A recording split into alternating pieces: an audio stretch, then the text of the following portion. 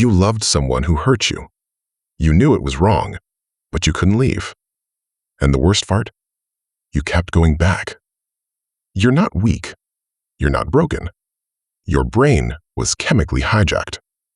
This is called trauma bonding. And by the end of this video, you'll understand exactly why it happens and how to break free. Stay with me, because around the 6-minute mark, I'll reveal the one psychological mechanism that makes trauma bonds almost impossible to break on your own.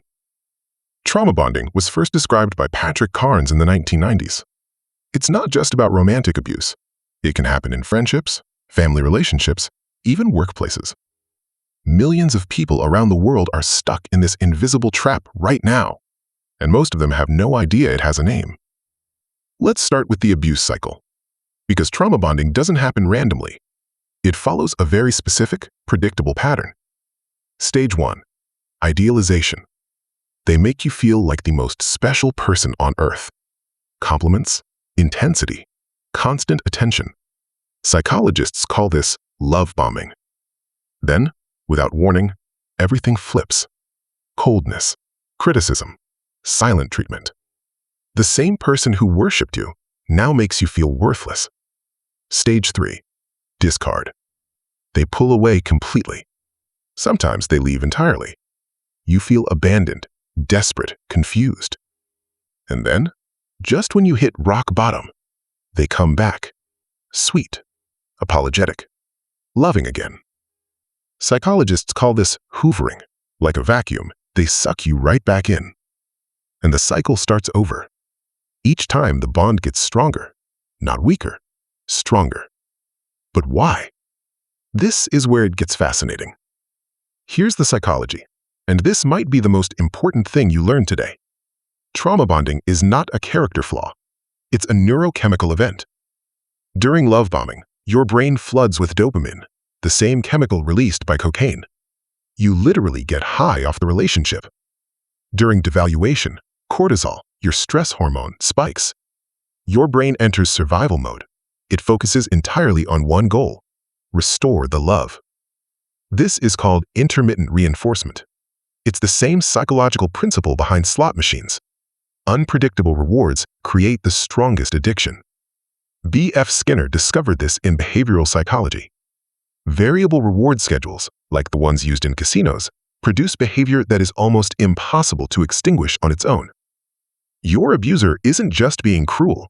They are, often without knowing it, running the most powerful psychological manipulation pattern that exists. Here's a question I want you to sit with for a second. Have you ever felt more in love after a fight? If yes, that's not coincidence. That's neuroscience. There's another layer: attachment theory. Developed by John Bowlby, it explains how our early relationships shape who we bond with as adults. People who grew up with inconsistent caregivers, sometimes warm, sometimes cold, develop what's called an anxious attachment style. And anxious attachers are especially vulnerable to trauma bonds. Why? Because unpredictable love feels familiar. It feels like home. Even if home was painful, the brain seeks what it knows. Renowned trauma therapist Pete Walker calls this the inner critic, the voice that says you deserve the pain or that you're lucky to be loved at all. Let me tell you about Maya. She was 28, successful, confident. She met someone charming. He remembered her favorite song, showed up with flowers unannounced. Within 3 months, he was accusing her of cheating, isolating her from friends, disappearing for days, then returning with apologies and gifts. She left 7 times in 2 years. Every time she came back, the bond grew stronger. She later described it as more addictive than anything she's ever felt. Maya's story is not unusual. Research by Dr. Judith Herman in Trauma and Recovery shows that repeated trauma exposure, especially by someone you love, rewires the brain's threat response system. Now, the moment I promised you. Why does leaving feel physically dangerous? It's because of something called traumatic bonding response, rooted in the freeze response.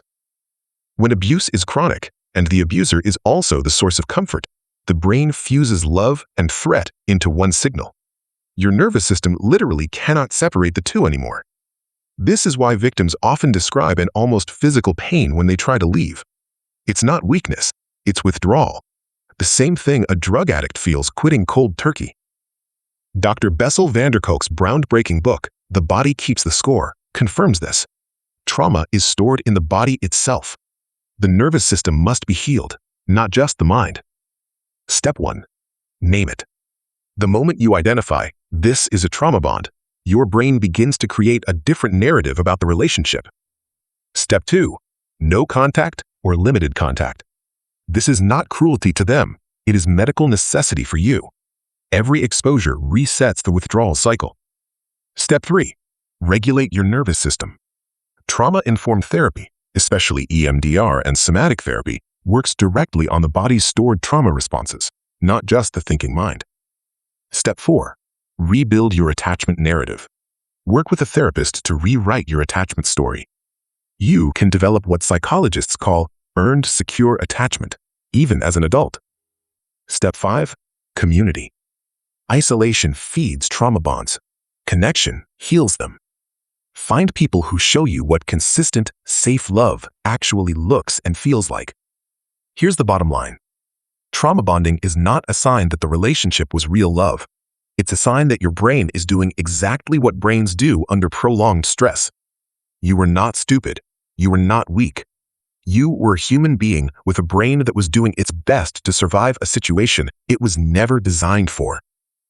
I want to hear from you. Have you ever felt stuck in a relationship you knew was hurting you, but couldn't leave? Drop your experience in the comments. You are not alone. If this video helped you understand something you've been living with, please share it, because someone in your life right now might need these exact words today. Subscribe for more psychology that actually helps you understand yourself. And remember, awareness is the first step to freedom.